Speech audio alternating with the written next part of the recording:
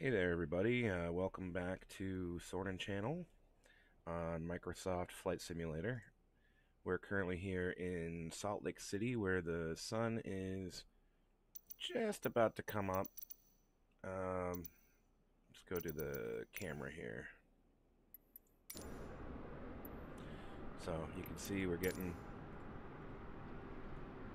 a little bit of sunlight peeking through. So it's probably going to be dark in our cockpit, but that's okay. I'll show you a couple of tricks when it comes to that. So first thing is, if you ever spawn into the aircraft and there's no light whatsoever, especially when you're doing cold and dark, you'll want to hit Alt L, and that gives you a little flashlight. So in this episode, we're going to be going over the PMDG 737 NGX cold and dark procedures. So we're going to start up from cold and dark. We're going to set up the aircraft for takeoff configuration, and we'll set up the route and everything that we need to do. I'm going to be going over the FMC quite a bit so that you can kind of learn how to set the aircraft up the way that you want it to be set up. And of course, if you have any questions, don't hesitate to comment on this video, and I'll be happy to try and answer them for you. So let's head down to the FMC. So first thing we're going to do is turn this FMC on, which to do that, when it's cold and dark, you hold down the menu button. Kind of hard to see with no lights in the cabin right now. I mean in the cockpit. And then we'll go to FS Actions. So in this menu, I typically will double check to make sure that everything is kind of the way I want it. I do have it right now. It seems to be spawning with stairs, so I'm going to actually release the stairs. And then we'll change the passenger entry to jetway. But it does say that the jetway is currently inhibited, and it's probably inhibited because the stairs are still around. So we'll see if, yeah, see it's departing right now. We'll see if it allows the jetway to attach momentarily. You can kind of start kind of messing with these settings as far as what you want to do. So you can actually, you can request potable water, lavatory, maintenance, fuel truck, air conditioning unit, but we also want to request the ground power unit. So that is connecting now, which will give us power to the cockpit. Still saying the jetway is inhibited, so let's see if on the external camera what that is looking like right now. Looks like the jetway is probably inhibited because of the pushback truck, but we can definitely... We're going to try and see if the jetway will connect regardless. So, but first things first, let's go ahead and get power to the aircraft. So, go up to the overhead, and we will press battery to on, and then we will hit our ground power to on. And now we can go over and turn on the cockpit lights so that we don't need a flashlight anymore. I'm going to turn on some panel lights here so you can see what I'm doing a little bit better. So you get your panel brightness right here, circuit breakers. You saw up top, you've got the dome light. You can switch it up to dim or down to bright. So if you were to switch it down,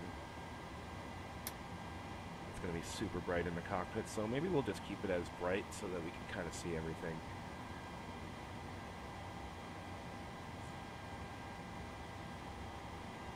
So we'll go over kind of how to set up the overhead and the plane itself.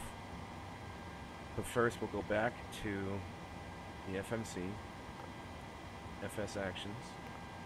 We'll open the forward entry door. and then we'll go to ground services. Jetway request / release. Let's see if that does anything. It should, but we'll see. Yep. So the jetway is extending out now.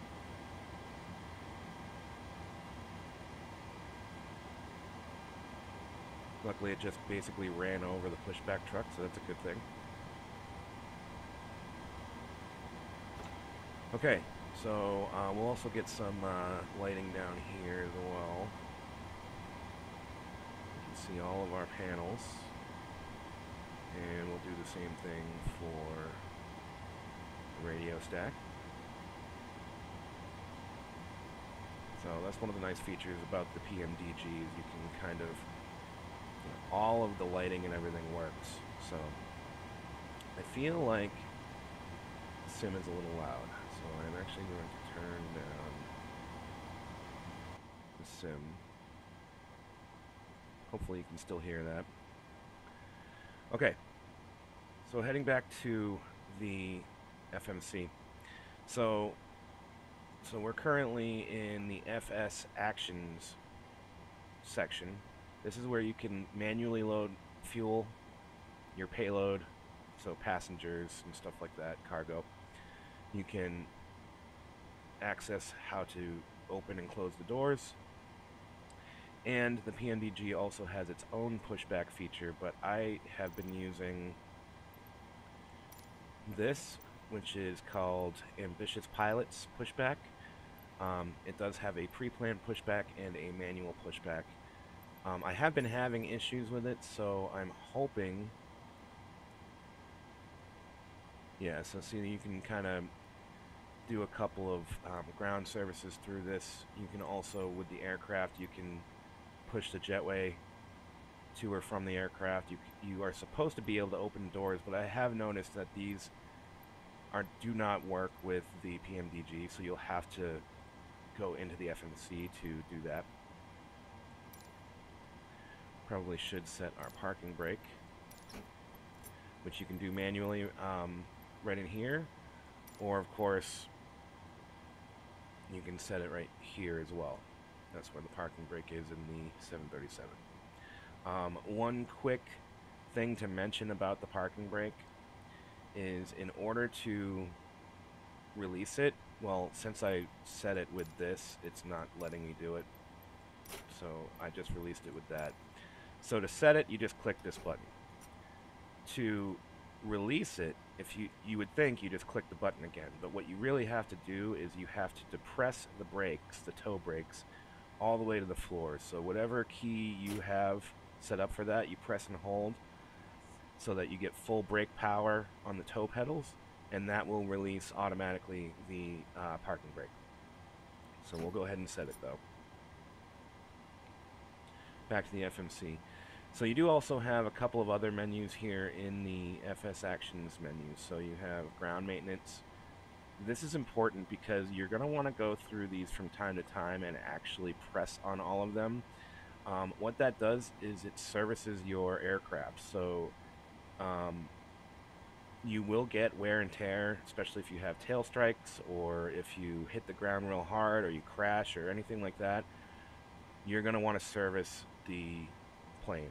If you don't, you could wind up having issues with performance. You don't have to bother with the auto cruise, although if you go into that menu, you can increase time compression, the sim rate. You can choose to pause the sim at the top of descent. And that's pretty much it for the FS Actions menu. The other thing would be the PMD setup menu. So in here you've got aircraft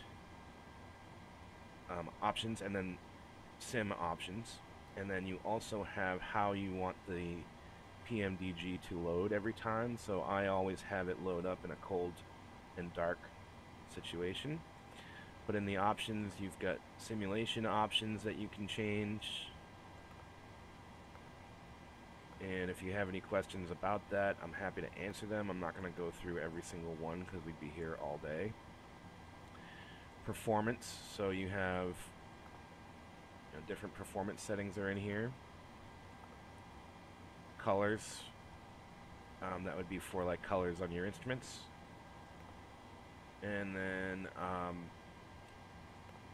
aircraft options. So you've got equipment. I always use the Collins MCP type. The Honeywell looks a little bit different, but I always use the Collins.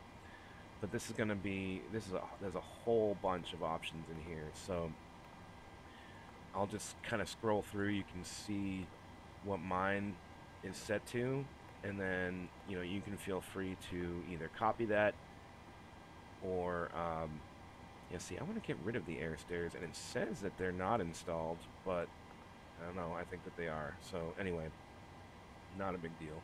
I might do a fresh installation at some point, but also you want to make sure the flight tablet in this equipment menu is set to yes, so that you have the electronic flight bag here available to you.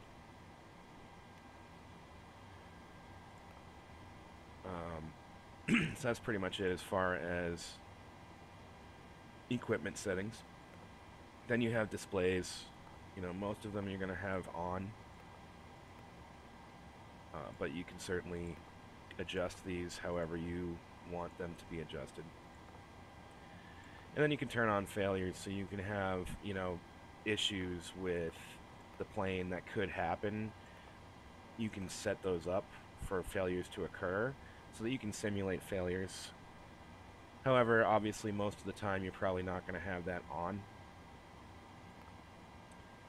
And that's it for the PMDG setup menu.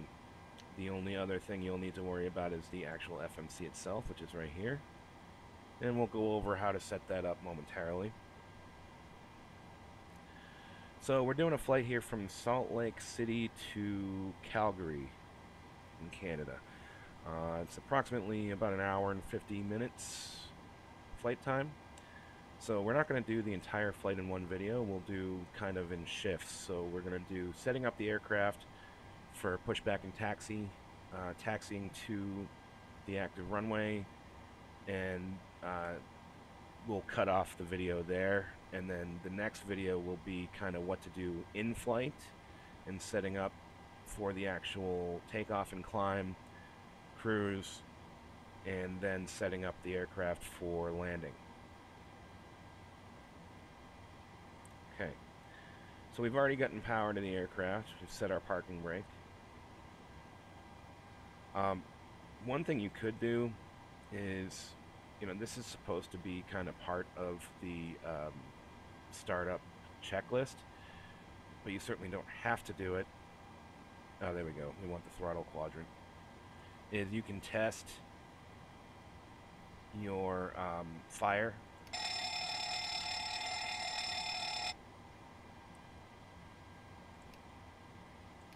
And then you can test your fault switches as well. This is something in the real world when you first power up the aircraft you're going to want to do. Basically, there's a lot of testing that you can do on almost all of the equipment and all of the electrical. But anyways, that would be technically the next step. And then we'll go up to the overhead. We'll turn on our IRSs to nav. You want both of them to be on nav. And what the IRS is doing is this is actually taking your GPS location and translating that into your FMC. So as that aligns, you're not going to have anything come to life on here. You're not going to have a map. You're not going to have anything unless those IRSs are aligned. So it takes a couple of minutes for the alignment to happen, and then we'll go into the FMC and we will supply our position data by going to POS init, position initialization, and of course now it's telling me you need to enter your IRS position. So we'll start by entering our current location, which is Kilo Sierra Lima Charlie. Put that in the reference airport. So you're always going to put information into your scratch pad. If you ever have messages down here, you can just hit the clear button to get rid of those messages. But you type in whatever your entries are into the scratch pad, or occasionally you can pull information from the selector keys here. They're also called SDKs. You can load that into your scratch pad by just clicking on it. So the way that we're going to get this information, we could manually just type it all in, but that would take forever. So you can actually just click your last position. That's going to load that into your scratch pad, and then you're going to set it into your IRS position. So now the FMC knows where in the world you are. So we'll head over to the route. It automatically puts your current location into the scratch pad, so we'll just put that into the origin section here. And then in a previous episode I showed you how to set up SimBrief and load a flight plan directly into the FMC from SimBrief. So one of the things you're going to have to do is, in the electronic flight bag, you are going to have to make sure that you're signed into SimBrief. In order to do that, you go to settings. Oh, I'm sorry. Right here. So you type in, your real world SimBrief alias, blah, blah, blah.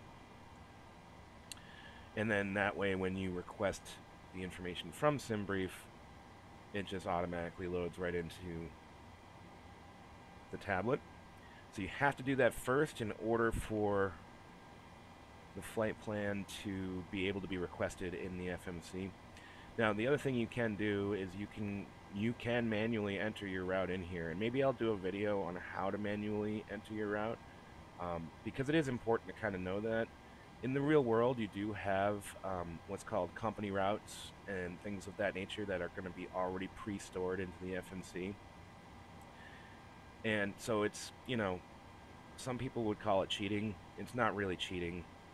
There are real world shortcuts to get, pre-planned routes into your FMC. But to save time, we're just going to do the request from SimBrief. We'll set our payload, set our fuel, and then we will go ahead and select the route. So you're going to see that it's going to take a couple of seconds for the request to go through. I am flying on my airline right now, so I'm going to go ahead and start that. You will hear some brief announcements coming through. Good evening, ladies and gentlemen. On behalf of Delta Sky Team and our global partners, Route uplink is ready. Hit load. As you're making your way to your It'll take a couple of seconds for it to load in. Row and out of the aisle as quickly as possible. Allow those passengers behind you to make their way to their seat as well. If you're traveling with a larger rollerboard, please place. And then once it's up, the uplink has been loaded. Go ahead and hit activate, and then execute. So now that information is all in here. Now, based on SimBrief,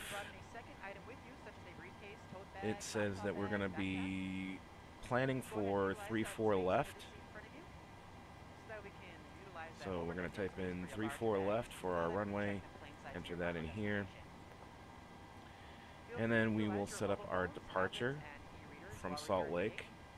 So we're going to go to 3-4 left, and we will be flying on the Rugged 3 SID, and we will be doing the Holter transition. Oh, there's a transition called Kira. That's my daughter's name. Holter transition, execute. Route is all set now. Now, of course, we can also do our arrival.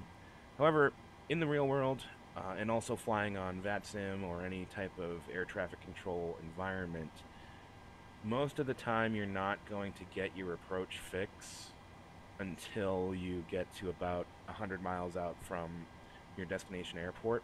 ATC will provide you with your approach fix or star. You can certainly file a star with ATC, but depending on real world procedures and changes to weather and things of that nature, ATC may override that. So for the purpose of this video, we will set it up. We'll be expecting runway 29, so we'll be doing the ILS 29 approach, and we will be doing the EGBAL 6 star, and that will be from the TOVM transition. So you always have your approach, your star, and if a transition exists, that as well. And then the same goes for your departure. You'll have, let's go back to the departure just to show you. So you'll have your runway, your SID, and then any transition that you might have. So after that, we'll go to the init ref button here. Now again, this is all stuff that you can manually load in here. You can do your center of gravity loading, zero fuel weight, reserves, cost index, cruising altitude, transition altitude, all that information you can manually enter. But to save time, we'll just hit request performance initialization, and that is going to draw that information from our sim brief that we set up. Takes a couple of seconds, and then you'll see that it's loaded, or it'll give you an option to load it. Yeah, that's ready, and then it's able to be loaded, so just hit load. The only thing, and then execute. The only thing you're going to have to change on here is your cruising altitude. It's going to manually put in kind of, or automatically put in whatever your top altitude would be based on these based on these figures, sorry. So today we're going to be cruising at flight level 360, so we'll go ahead and enter that into the cruising altitude. And you can see that that kind of changed a couple of the things here. And then we'll go to N1 limit. We'll select either a full takeoff or a takeoff duration. I usually do a takeoff 1 duration. That prevents overpowering the aircraft too much, where your N2 is going to go skyrocket and then you could overspeed.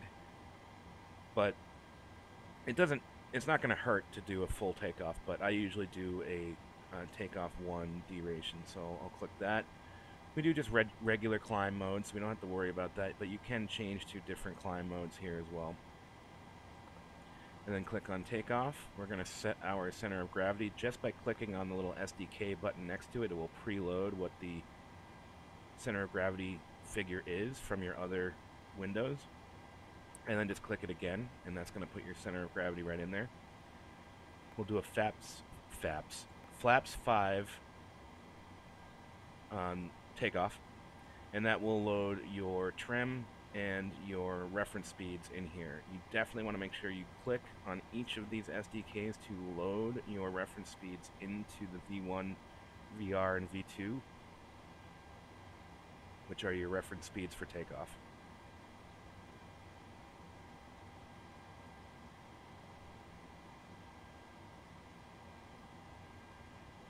Okay.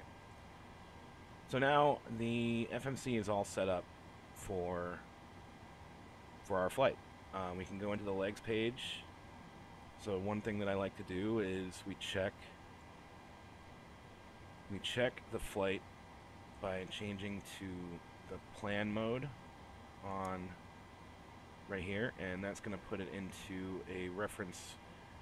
You do like maybe 5 or 10 miles, and then you're going to go through each individual one here.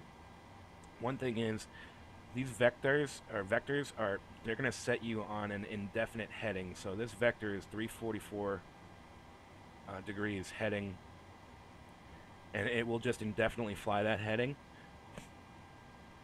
unless you override it. But basically at that point you'd be waiting for ATC to give you clearance to your next fix. Most of the time they're going to give you clearance right away to it, or they're going to say fly runway heading and expect Bubby, 0.5 minutes after takeoff. Whatever ATC has planned for you, they may just give you radar vectors until you get to Bubby. So anyway, Bubby though seems to be pretty much a straight shot right from right on the runway heading, and then it'll be taking a right turn heading to Ruggo. But you hit step, and it's going to bring you through every step. So we're going to override the vector here by just clicking on the next waypoint.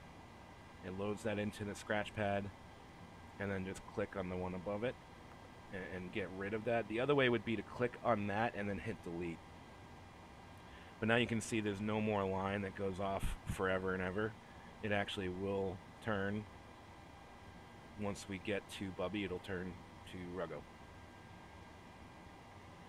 So we're just going to step through all of our flight to make sure that everything's there.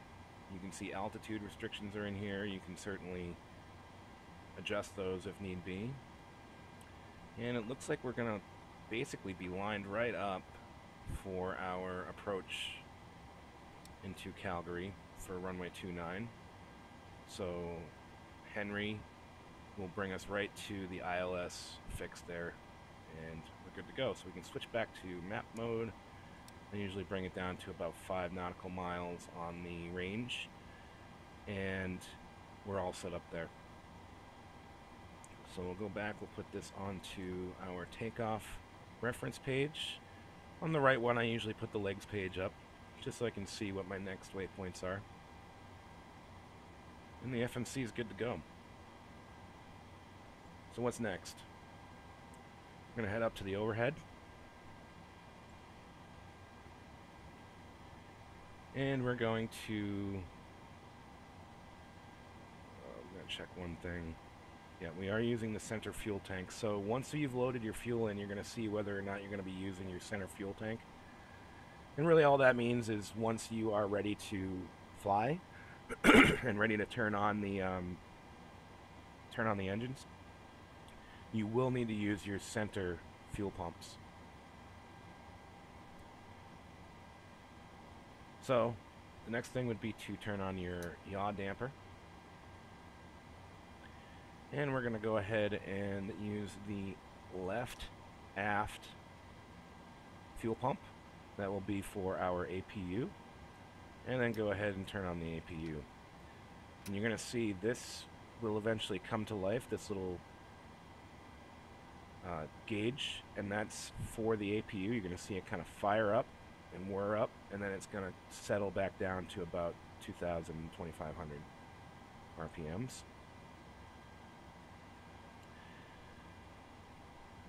And we're going to turn on our emergency exit lights and seatbelt light. Whoops.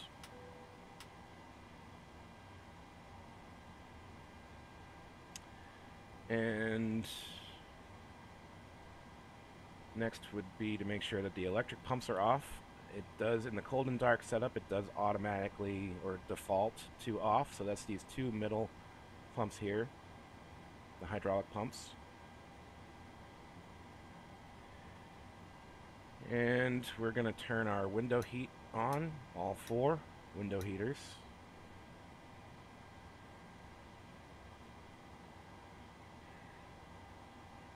And make sure they're all 4 green.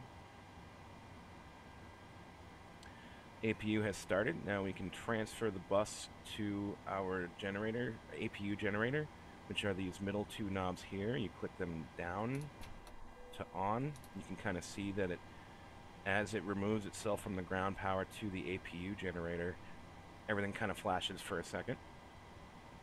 That is normal. And then our air conditioning unit, we want to make sure that that is set up properly.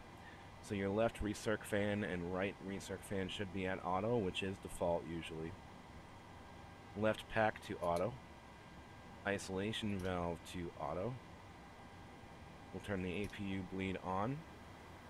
That's going to allow air to bleed out of the APU. If you listen carefully, you can also hear that now there's air being forced into the plane, so it's, you know, it kind of gets a little bit louder. Right pack will stay off. We'll set our cruising altitude, which in this case will be flight level 360. And then I'm just going to quickly reference the airport chart for Calgary.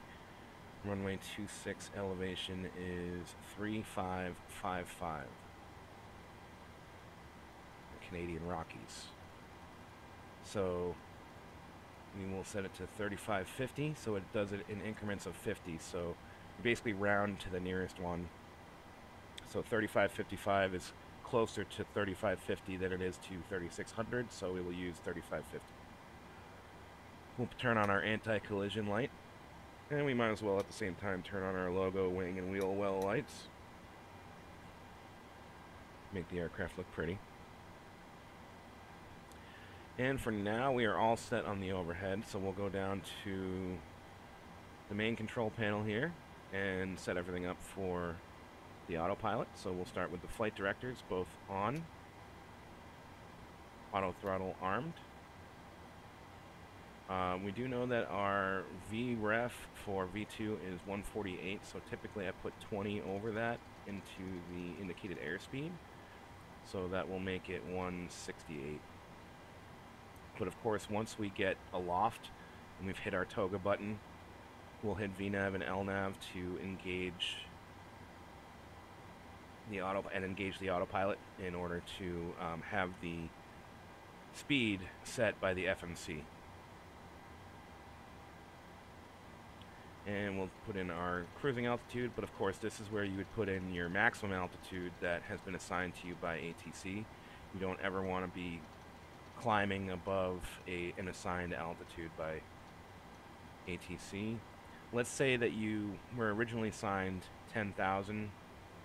You would have 10,000 in here, and then as you're approaching 10,000 or maybe sooner than that, you might get clearance to a higher altitude. That's when you'll increase this and then hit altitude intervene, and that will then put you back on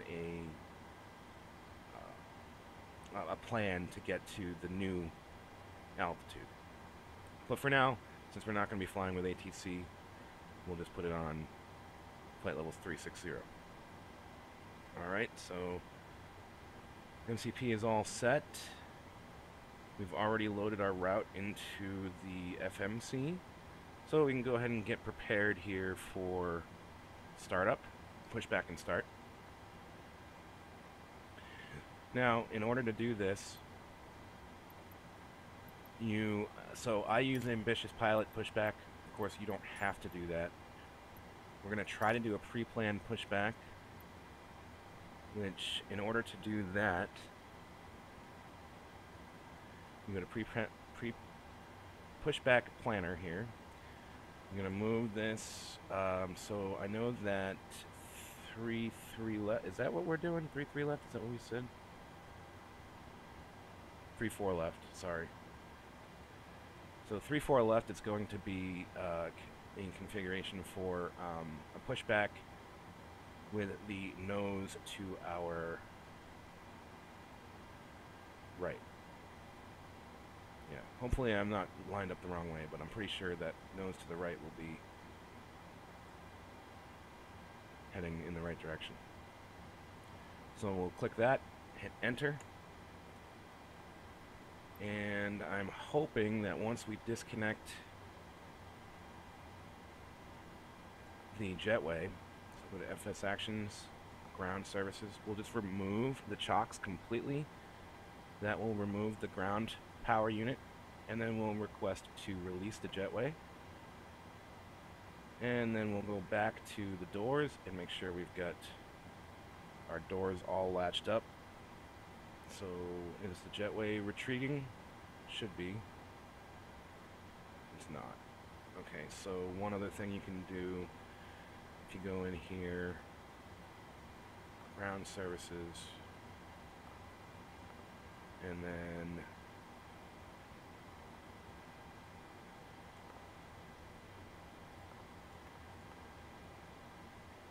maybe I need the wheel chocks set. Yeah, that's what you need to do. So you need the wheel chocks need to be set in order for the jetway to release. And now the jetway is releasing and heading back, driving right through our little man here. And then hopefully, I'm hoping that this pushback will work. If not, we'll go through the FMC to do our pushback. Cockpit to ground. Yep, it's working. Sweet. This is ground. Stand by.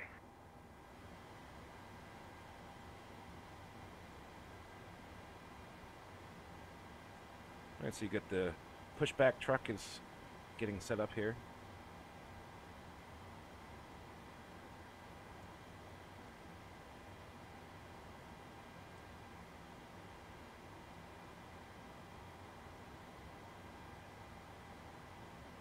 So we're going to go ahead and get all the fuel pumps on.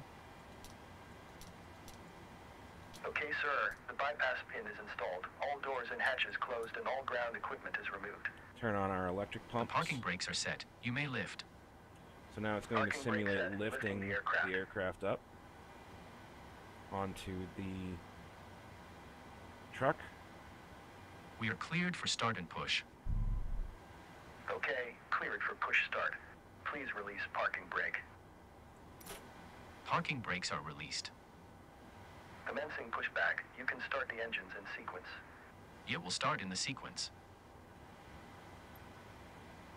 All right, Glad so please prepare your doors for departure, we're please. pushing back from the Welcome gate. on That worked, which is good. I'm glad. board. Once again, good evening, ladies and gentlemen, and welcome on board. So we'll get lined right up. So in just a moment, we'll be showing you a brief Okay, presentation so on we're going to head back safety to the overhead. features. We turned on our fuel pumps and our electric pumps. We're going to do left pack to off. And we are good to start, so we'll hit our right ignition switch and change it to ground. And what that's going to do is start whirring the engine up. So once you've got the N2 here up to about 22%, you can go ahead and select the engine to fuel selector to idle. Do not adjust your seat and ask the crew member So that's for going help. to As we leave the gate, now fasten your seatbelt by start inserting that the metal engine up. tip into the buckle and We'll wait adjusting for the that to strap settle so up. it's low and tight across your lap. To release, lift the top of the Now I buckle. also have auto Stay seated ATC with your on, seatbelt so fastened when the seatbelt sign is on, I didn't and keep it file fastened a flight whenever you're plan seated in case of with the sudden ATC, failure. but In the event of basically failure, what's going to the crew happen also is my may co-pilot's pushback going to completed. start Please set your parking saying that brake. we're ready If for service taxi is interrupted. VFR. Federal Obviously we're doing an regulations require all IFR flight. passengers to comply with Alright, so he all wants me to set my instructions, parking brake. along with the posted placards and Parking lighted brake set. information signs throughout the Parking cabin. You brake can set, also do lowering that aircraft. manually. Vaping, the use of Now lower the aircraft down. product, including chewing tobacco, Ground. is You not may allowed disconnect. on any Delta flight. Okay, sir. Federal Clear law to disconnect. prohibits tampering Pin with, has been disabling, removed. or See you at the destroying side. restroom smoke Have a good detectors. flight. There are 8 exits Holding on this position plane, waiting for the visual. 8 Thank you doors, and 4 on goodbye. each side. Each door has a And that's it detachable for the slide that pushback, can so be you don't used need this as a menu raft. anymore for the rest of In the the flight. event of an evacuation, leave all carry-on items behind. Alright, so now that engine 1 has been fired up, we will go ahead and fire up engine, excuse me, If engine we lose 2 is power, fired up. lights will illuminate We'll the fire aisle up to engine guide you 1, to an exit. ignition It's 2 unlikely, left, but if cabin ground pressure set. changes, oxygen masks will drop from the panels above your seat And again, and once inside the you get lavatories. N2 to Reach up and pull 22%, the mask we or will streamer down to move start the flow of our fuel oxygen. selector Remove from any face cutoff covering to and idle place the for mask over engine your 1. nose and mouth. Slip the elastic strap over your head and adjust the mask if necessary. Breathe normally and note that oxygen is flowing, so don't worry if the bag Oh, doesn't we're at inflate. 22, over Be 22. sure to adjust your own mask before helping And then that will others. wear up as well. Water evacuation is also unlikely. Once the engine but just in has case, fired life up, vests are in a both compartment engines have beneath fired the up, right you'll passenger hear, Ground seat. Delta yeah, there it is. 3787 with Sierra request taxi for takeoff departing straight out. Slip the vest over your head, wrap the strap around your waist, attach it to the buckle in front, and adjust securely around your waist. As you leave the Alright, plane, so we don't are let the waiting vest for burn the down on the red top engines to or be at manually inflate idle, it by which blowing is into usually the about engine handle. 20%. Short runway water tree 4 activated right light using is Oh, am I taxiway going the Hotel wrong way? Hotel For 1 children Delta under 35 pounds, 3787. place the vest Oh, around that's their alright. waist We'll and just secure do the a strap little- between the legs.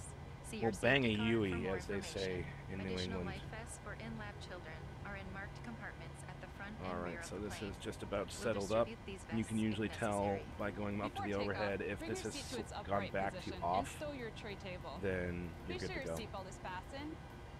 Carry-on items are secure. Alright, so and all now armrests are in after resting the engines position. have fired up, if If we're you're seated in below Delta 10 1, degrees please close your ottoman door. If your seat has a footrest, Celsius, stow it now.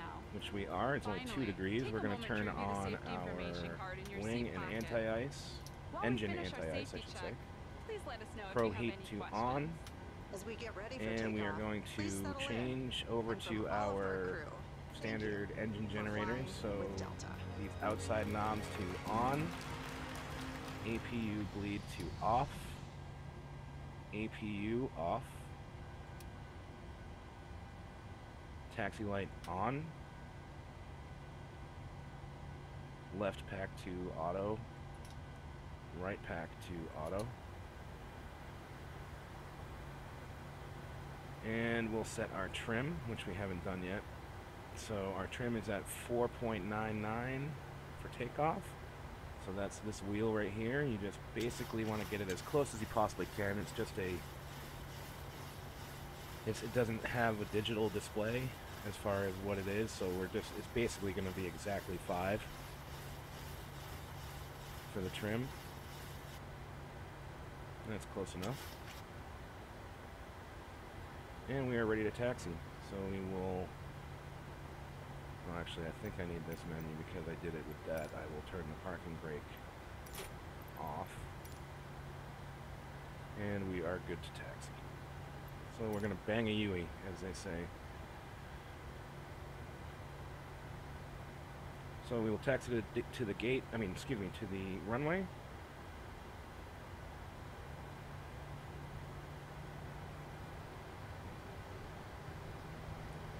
I suppose I could have gone into Navigraph and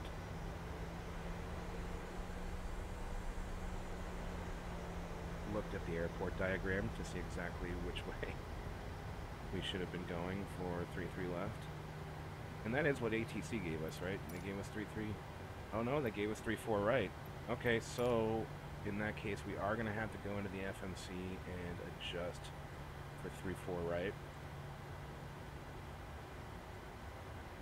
instead of 3-4 left. Okay, and we are back on track here. Obviously the taxi ribbon is still telling me to go to 3-4 right,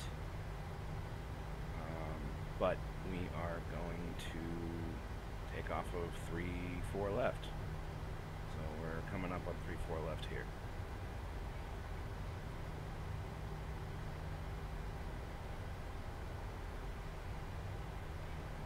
One thing that was cut off was I had to, part of my startup checklist that I did not do was set the barometric pressure by hitting B, changing my auto brakes to rejected takeoff, and then setting my flaps. So I've done that.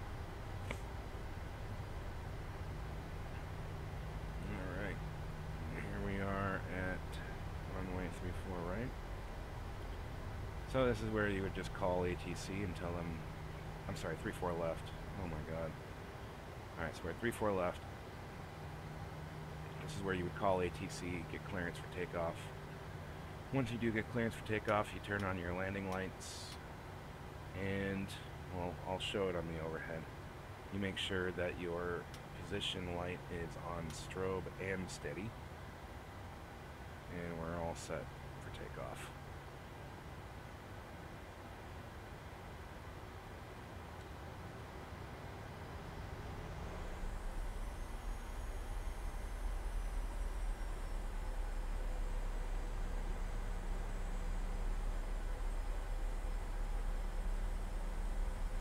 And this is a nice long runway, so plenty of space to roll out and take off.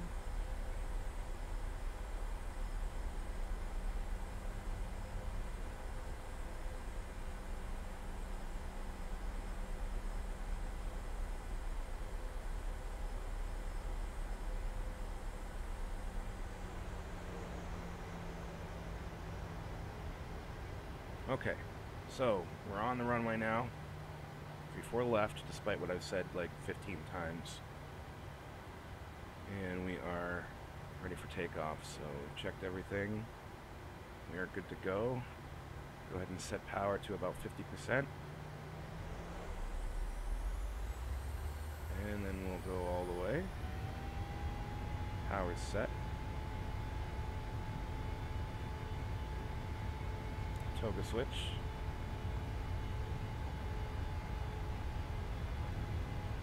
80 knots. 80 knots.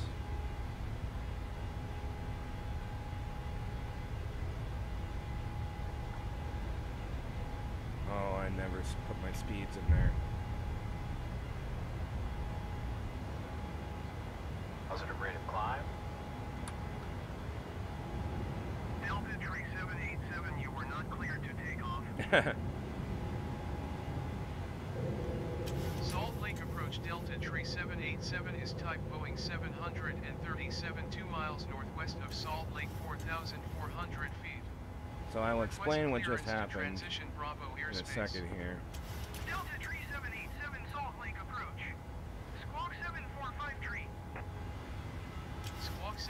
5 tree Delta tree 787. Delta tree 787 radar contact 2 miles northwest of Salt Lake, 6,100 feet. Cleared through the Bravo airspace. Maintain Alright, so we're gonna go ahead and get our Cleared through the autopilot Bravo set airspace here. Delta tree 787. Bring our flaps back.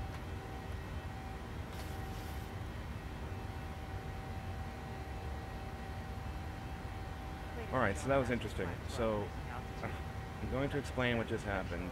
I'm going to turn down the sim again. It's really loud. At least in my headset. Hopefully it's not too loud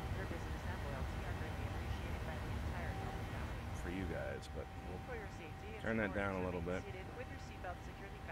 Alright, so we're on our way now. So what happened was, and I'm going to kind of go back here and explain. So in the FMC,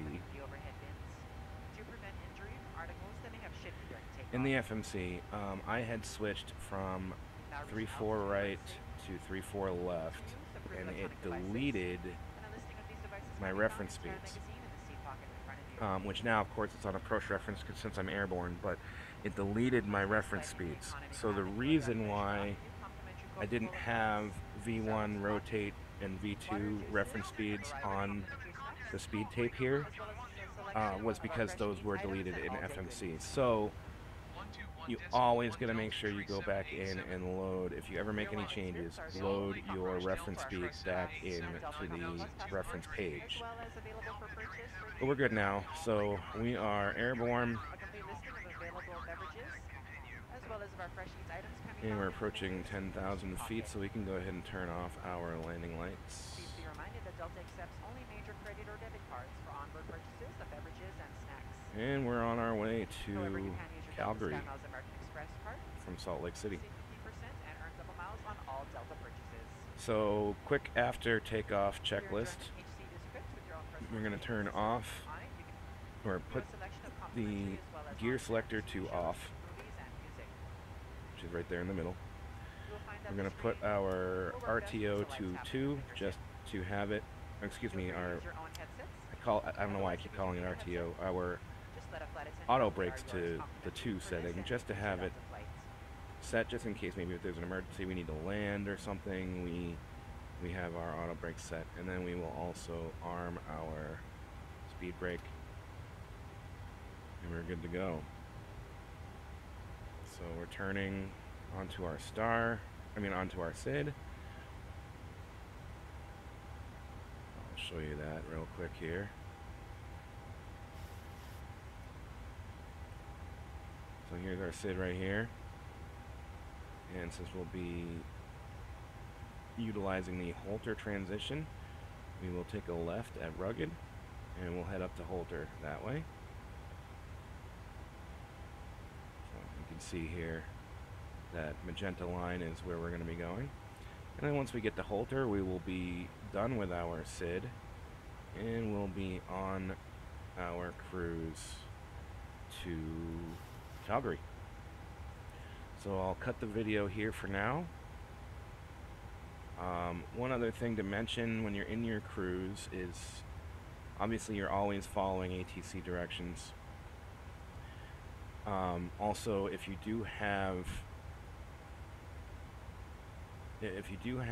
other aircraft in the sim with you, so if you have traffic on, you're going to want to change your transponder to TARA, and then you can hit traffic, and now you're going to have traffic will show up here on your map. And of course you can turn that off just by clicking that. I'm going to turn it off since I don't really need it. The weather does not work on here, but of course that's an option. You can put weather stations on here, waypoints.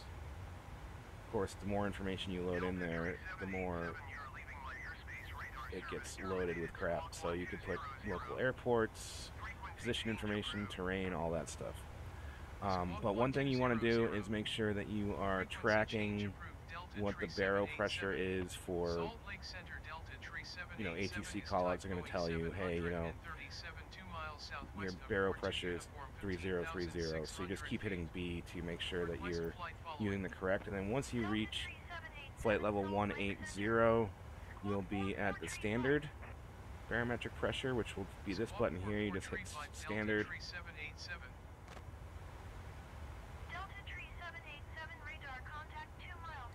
I feel like the camera looks weird.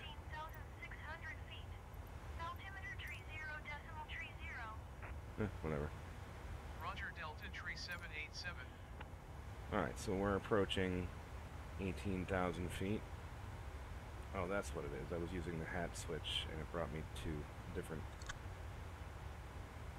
different viewpoint. So, yeah, we're approaching 18,000, so we can hit the standard pressure, and then we're heading up to our cruising altitude of flight level 360, which will happen in about 80 miles or so. So if we go down to the FMC, I'm on the progress page, which is right here. It tells me how long until my top of climb, current wind status. Tells us which waypoint we're coming from and which one we're heading towards and how far it is until we get to that waypoint. And then it's got the next the next waypoint after that as well. And then of course it tells us our destination airport is 608 nautical miles away and roughly how long or what time it will be when we get there and how much fuel we should have by the time we get there. More than enough. Alright, we'll check back in when it's time to set up the aircraft for our descent and approach.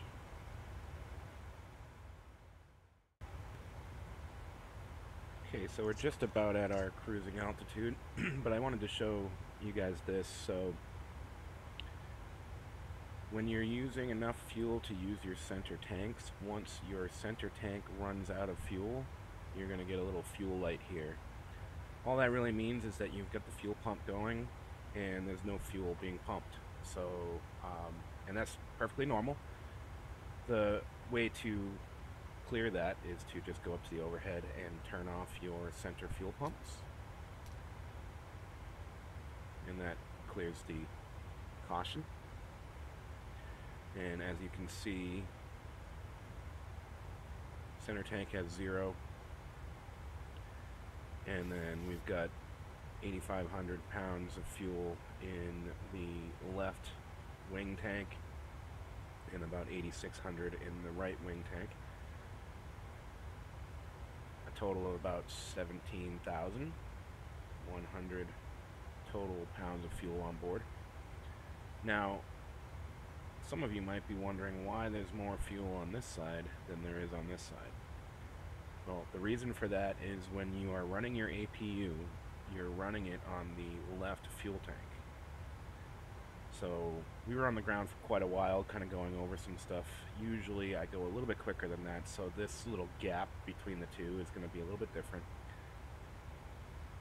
Now, obviously a couple 100 pounds of fuel, or like 100 pounds of fuel, is not going to change the balance of the aircraft too much. But if you had a lot on the left side and not so much on the right, it could cause problems with your balance. So, and center of gravity and all that stuff. So obviously you want to do your groundwork on the APU as quickly as possible so that these numbers, you know, are as close to aligned as possible, but that little discrepancy is not too big of a deal. And we're coming up on 36,000 feet shortly. Take a look outside. Coming up over the Rocky Mountains.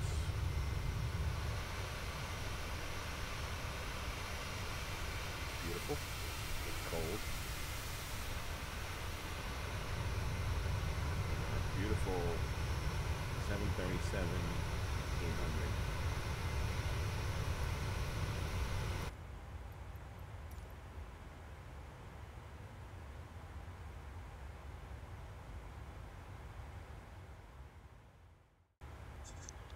Okay, we're going to jump in here and go over the next steps to set up the aircraft for your descent and approach. We've still got quite a ways to our top of descent, but we'll just go over it now. We'll configure the aircraft the way that we want to, so that once we get to that top of the descent, all we're going to do is kind of let the plane fly itself down, and then we'll be set up for our approach into Calgary, and finally landing and taxiing to the gate. So, first thing you want to do is, so you can see in the progress field here, we've got about 159 nautical miles left until our top of descent. So if we go to the legs page, you're going to see our step down procedures for our descent and approach. To get some altitude restrictions in there and what have you. One thing we know for sure is at Pibmoo, we're going to be roughly about 5,000 feet, and that the elevation of runway 29er is about, well, it says 3,600 feet here, but we checked earlier, and that was, what was it, 3555, I think it was. And that's not where you really get that information. You will get that from the airport chart. But we know that we're going to be somewhere around 5,000 feet, 4,900. So we're going to set our altitude in the MCP down to 4,900. That way, when we get to our top of descent, which is your little green TD, T/D, right here. Once we hit that spot on our path, it will start to descend automatically. So just gonna put that down to whatever altitude you want to set it down to. Of course, you know, you typically around your top of descent, or maybe just before, you'll call ATC, and if they haven't already given you a clearance to start your descent at your discretion, you'll ask to start your descent into the city that you're going into.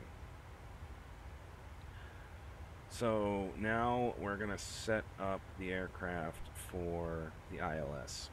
So we'll go to the FMC, and we'll go into init ref, which is now going to pull up your approach reference. It tells you some important information like your gross weight. We've already set 29er as our runway for arrival at CYYC, which is Calgary, and the reason why we chose 29er is based on SimBrief.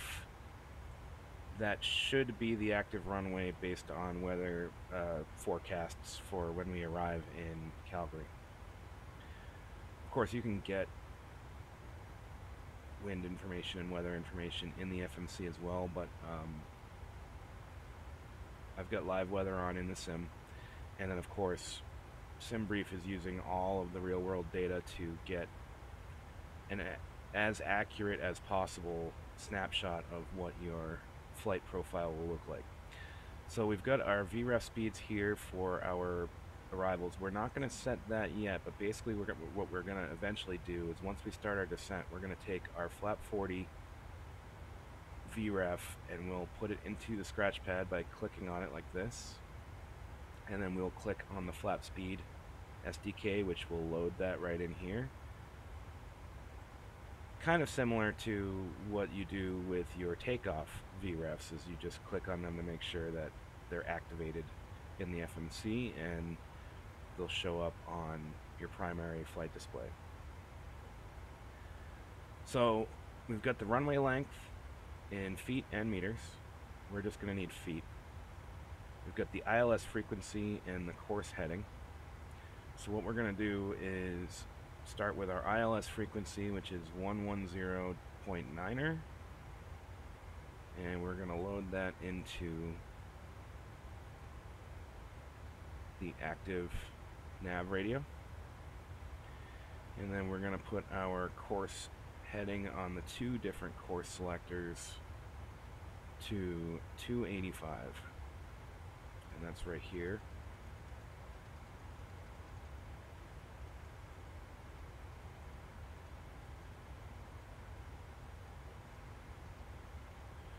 285 on both sides.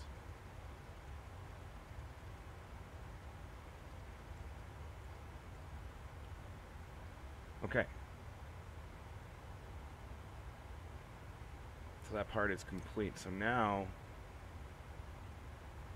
the aircraft is configured for an ILS approach to runway 29er at Calgary. And what that means is once we get, see if I can show it on the display here. Once we get to this dashed line, so this is runway 29er right here, that's the actual runway. This white dashed line is the ILS for runway 29er.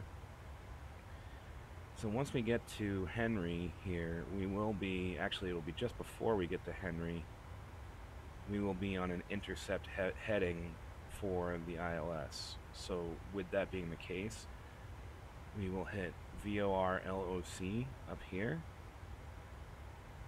and approach, and that will arm the approach in the autopilot, which means that once we intercept the ILS localizer, it will automatically turn onto that path of travel towards runway 29er. And then, of course, if you wanted to, you could do an auto land, which you might have seen in a previous video. Basically, what you do is you would set it to this PRI AIII arm. So this is a single channel auto land approach. And then you would put your criteria for the runway in here as well, but we'll probably just hand fly it once we get close. So that's it. As far as configuring and setting up for the descent, that's pretty much it. So I will pause the video there, and we will come back when we are just about to hit our top of descent, and then we'll fly our descent and approach into Calgary.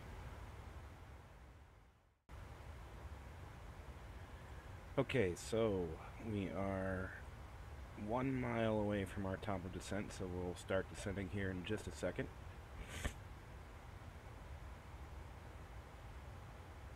And power's coming back now, so the aircraft is slowing itself down to start descending. And this little magenta triangle is also going to align with this right here on your displays. What that is your descent profile. So if you hit please prepare the cab for arrival. CTR twice, you're going to see your ladies and descent gentlemen, profile. we have begun our initial descent. At this time, we ask that you kindly begin to recheck the security of your seatbelt. And if you've removed any items from the overhead bins, please begin to restow them at this time. Please check around your seating area and the seat pocket in front of you for any cups, glasses, or other articles you wish to discard. And kindly hand these items to the flight attendants as they make their way through the aisle. Thank you so much. We should be landing in approximately 15 to 20 minutes. Okay, so our flight attendants are preparing the cabin for arrival. So we go to our reference page here and our approach reference, and we are going to load our VREF speed for a full flap landing. And I know I said before I wasn't going to do an auto land, but I am actually probably going to do it. Again, it's so that I don't have to be so crazy concentrated on actually flying the aircraft, and I can kind of talk about what's going on. So I am going to set up the auto land. So we'll go back to our Navigraph. We will add our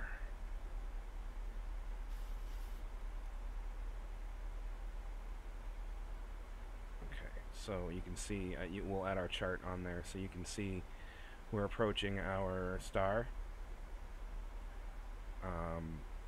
heading into Calgary, and let's just take a quick look at the airport chart, double check again. So we're landing on 29er, which is right here. It's 8,000 foot runway, and the elevation is 3542 at the runway threshold.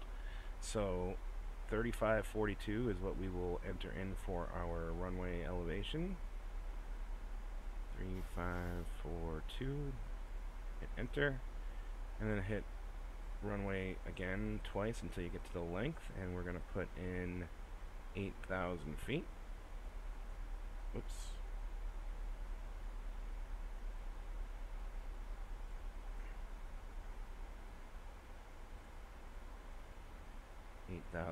Hit enter, and now we're configured for auto land.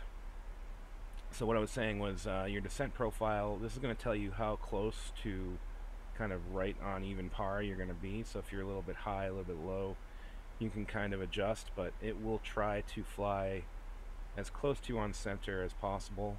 But if you make changes to, you know, waypoints, if you add waypoints, or you know, if you go off course at all, like because ATC says, okay, turn right, and they start giving you vectors towards your final, then that's going to change. But this is your descent profile.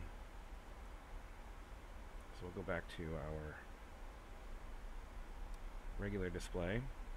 So we're about a little bit more than 40 miles from, what is that? Ebgal, and we'll need to be below 14,000 feet when we get there. So the aircraft is currently getting itself set up to be below 14,000 feet when we hit this waypoint. No other altitude restrictions exist other than at Henry we need to be above 6,500 feet, and then speed restrictions as well, so we'll slow down to 230 knots when we get to Ebgal, and 220 knots when we get to Tyduk, or Tyduk. Looks like a beautiful day here in southwestern Canada.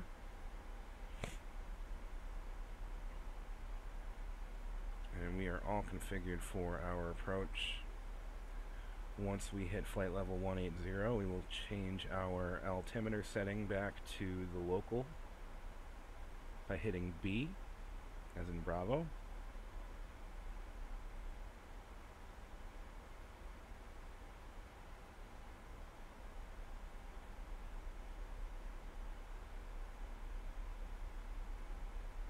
And that is pretty much it. Once we get to 10,000 feet, we'll turn on our landing lights and our taxi light, and then we'll just be waiting for transitioning to our final approach course. So we'll pause there and pick it back up once we get a little bit closer.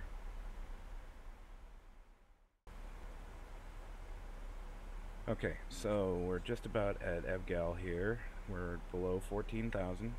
We've kind of leveled off now because we've hit a deceleration point in the flight path. So you can see that we're reducing our speed.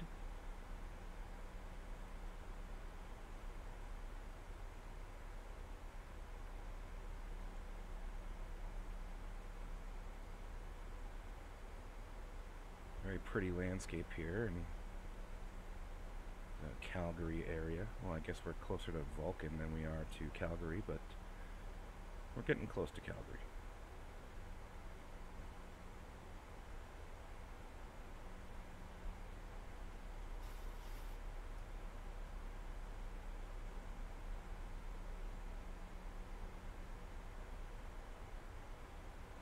You know, so at this point you're kind of tracking everything to make sure that everything looks good. If you're too high or too low, you can adjust that with the MCP, of course.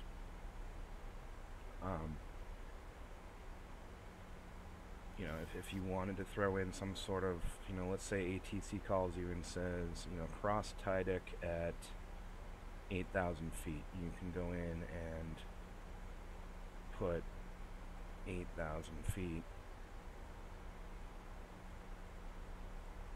into Tydic, and that will change your descent profile slightly. So, you know, I didn't have to do that, but let's just say ATC wanted me to be at 8,000 feet when we crossed Tydic. Then, you know, I'm going in and I'm putting that into my FMC. So you can adjust your flight plan based on ATC callouts. You can do direct fixes and things like that as well. So it says drag is required here. Don't necessarily really need to drag, but I know that our altitude or our speed restriction says 230. So in order to reach 230, I can either throw out a little bit of my speed brake, which is what I'm going to do, or I could put some flaps. But we will wait for flaps, I believe, until we get to probably about Tydic.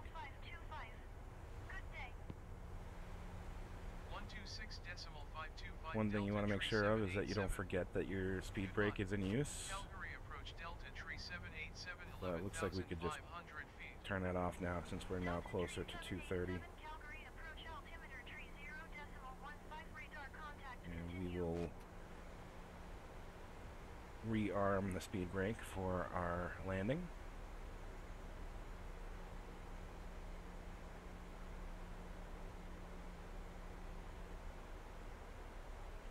Really is a beautiful sim. Delta Tree 787, contact Calgary approach on 125.9er. Good day. You can hear all the ATC callouts here. Again, I don't have IFR, my IFR trip loaded into the sim, so it's automatically flying me under VFR conditions, which of course you can't be VFR when you're up at 36,000 feet. But it does have flight following on there, so it's handing me off to various controllers throughout the way. But, you know, I don't have traffic turned on. This was really just so that we can kind of go over how to fly this beautiful bird.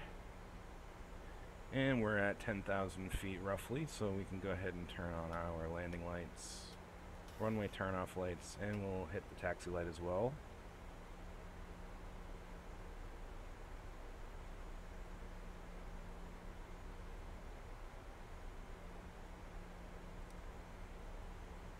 And we'll go ahead and hit a notch of flaps now, why not?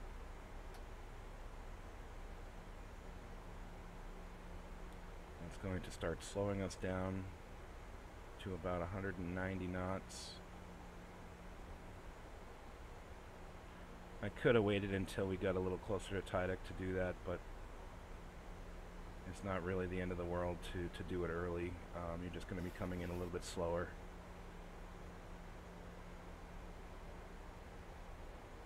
I figure, you know, if it just gives us a chance for the aircraft to slow down slowly so that we're not rushing to get down to our approach speed.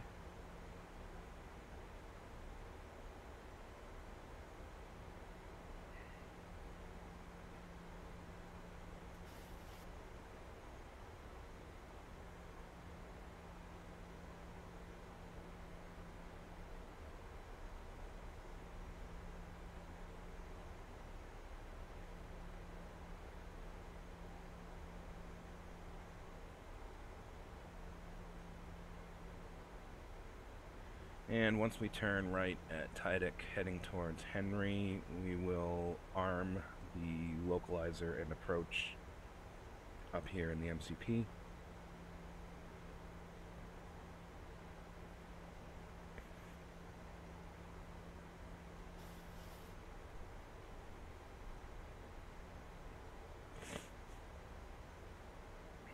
The last video I did a quick hop from Boston to JFK in New York, and it was cloudy for the entire approach and the arrival and landing. But it looks like today we've got good visual, so we'll be able to see what's going on outside. Might be able to see the field from here. I think that's it right there. Yep, that's the field. So we get the field in sight. So we could even shoot a visual approach in these conditions, but like I said, for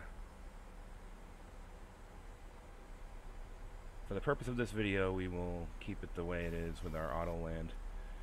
So we will arm the localizer and approach, which now you're going to see that up here. And once we intercept the ILS localizer right here, it will automatically turn on to our final approach. Throw out another notch of flaps.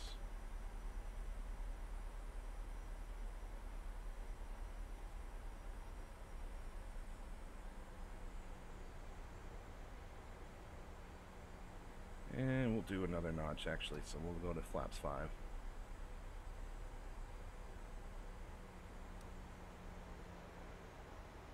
So you can see the little diamond here for our glide slope is pending activation, so it won't activate until it's actually live, and then it'll turn to that magenta color. And then you'll also see the localizer coming up here shortly. So 110.9, right? That's what we're on. Yeah, 110.9. Course headings of 285.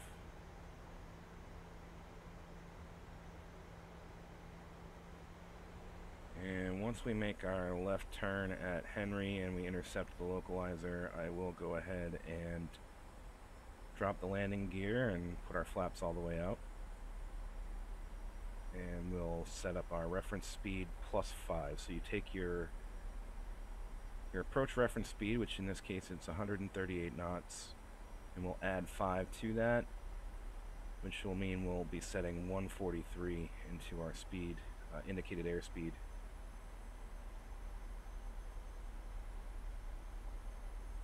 There's the city of Calgary out there. Alright, so we have intercepted the localizer. We'll throw our flaps all the way down. 126.525 Gear down. Delta Tree 787. Goodbye. Calgary approach Delta Tree 787 6,500 feet. Delta Tree 787, Calgary approach altimeter tree 0.0, tree radar contact continue. 2,500.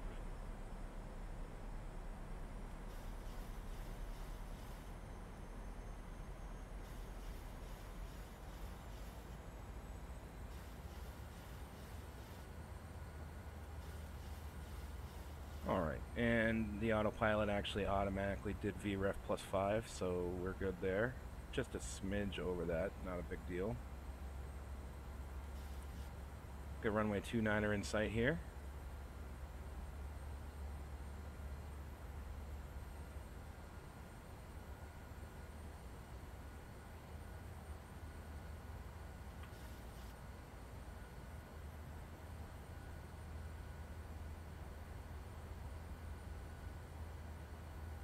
And we're on final. So I turn this to approach, so now you can see kind of it's a bigger display for your glide slope indicator and your localizer indicator.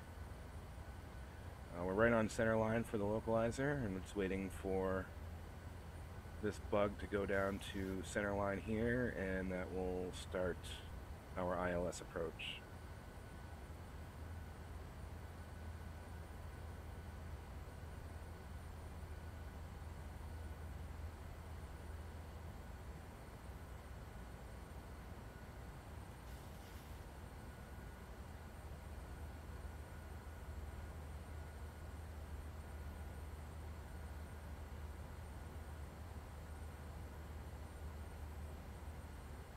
Alright, so we'll do a last check of everything. I did turn our auto brakes up to 3 since we've got 8,000 feet of runway to deal with.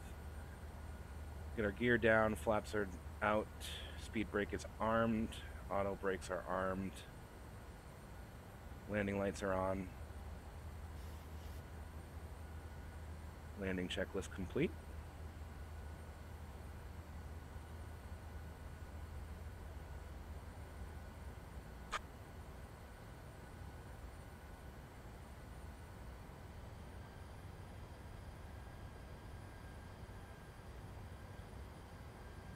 looking great.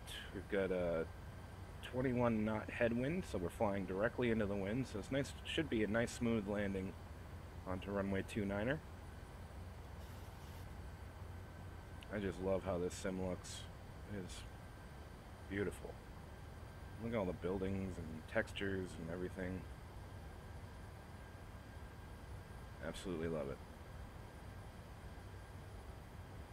Alright, so you should see the nose start to dip here in just a second as our wide slope bug approaches the center line. We're now on short final. 1,000. I forgot to put my minimums on, but not a big deal really. Guess I could do it real quick.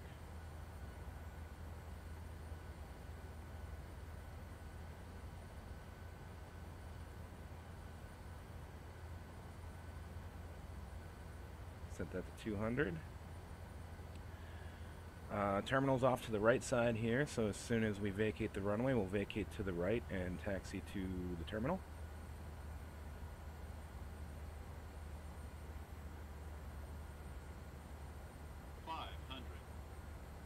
I suppose I could have hand flown this, but it's aight. 400.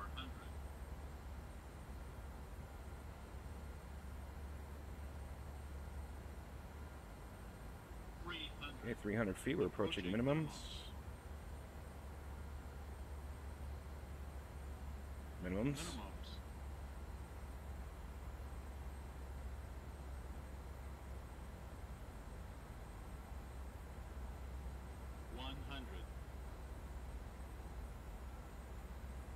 50, 40, 30, 20, 10.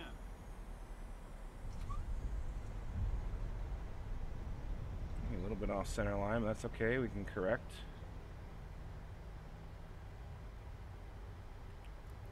Some reverse thrusters.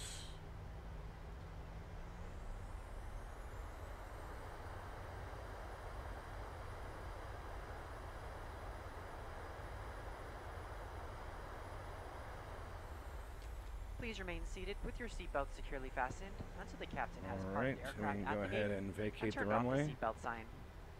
This will be your one and only indication that it's safe for you to get up and move about the cabin.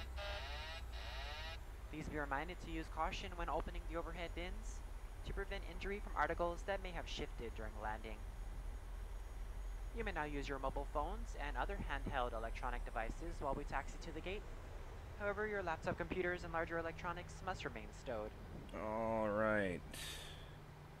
We invite you to visit delta.com for all your future travel needs, including checking in for Bring a the flight flaps back. and managing your SkyMiles account. If any of you should have questions regarding ground transportation, baggage claim, Keep our or any taxi other lights on, we'll information, shut the off the Uniform Delta landing agent lights, leading this and flight we will will be shut more than off happy the to answer any strobe. We'll questions put you that may to have. steady. And we'll taxi On to the behalf of gate. the Delta Sky team, our global partners, and flight crew, we'd like to thank you all for flying with us. We've enjoyed having you on board and look forward to the opportunity to serve you once again. Thank you so much and have a wonderful evening. Flight attendants, prepare doors for arrival, please. Cross-check and all call.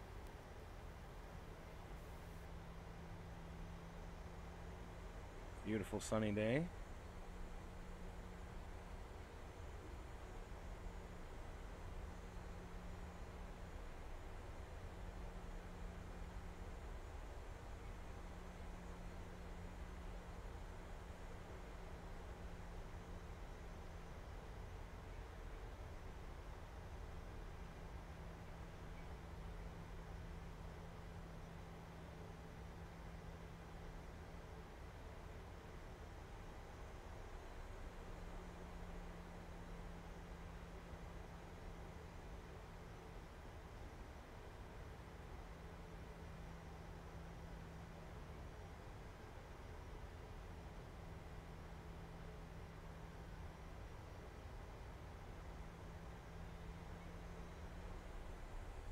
Yeah, one thing we could do right now is fire up the APU, but I think what we'll do is once we arrive at the gate,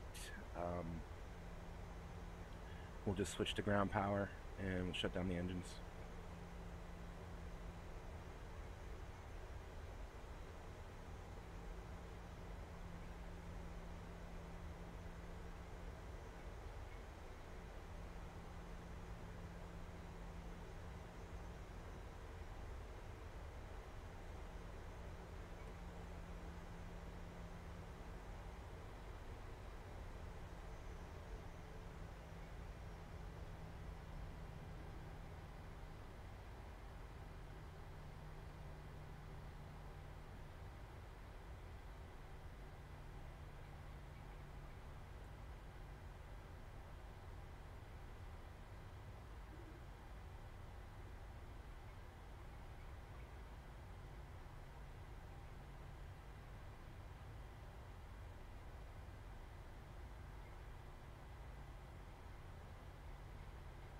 Calgary is not a very big airport.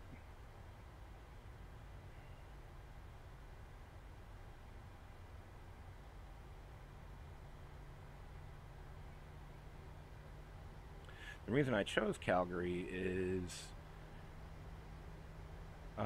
the virtual airline that I fly for has the airport of the month. Fly Delta Virtual. So Calgary is the airport of the month, which means I get double hours for the flight. So that's pretty cool.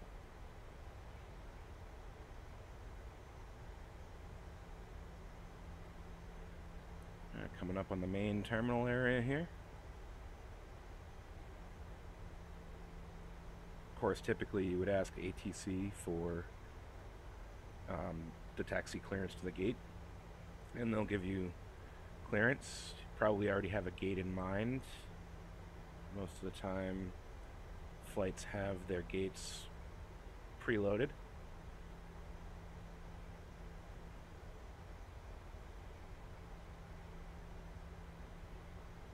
Alright, so we'll park over here. Drop the power down to 0. Slowly taxi in.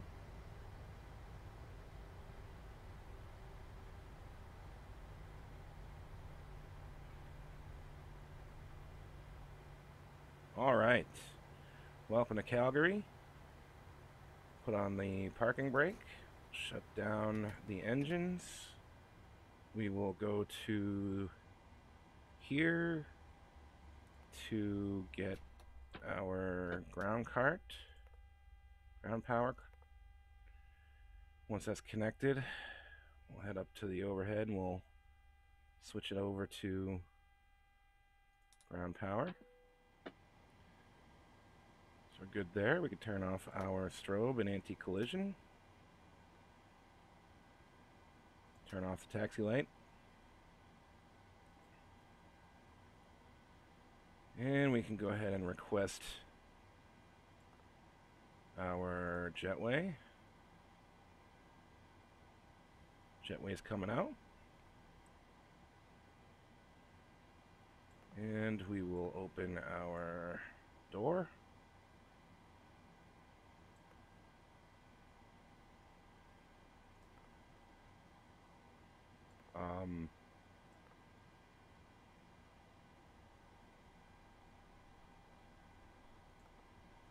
Yeah, that's pretty much it. Okay, well, welcome to Calgary. We had a great flight. I'm gonna deplane the passengers here. Jetway didn't quite make it. Maybe it's because I'm too far away. Probably is what it is. That's okay.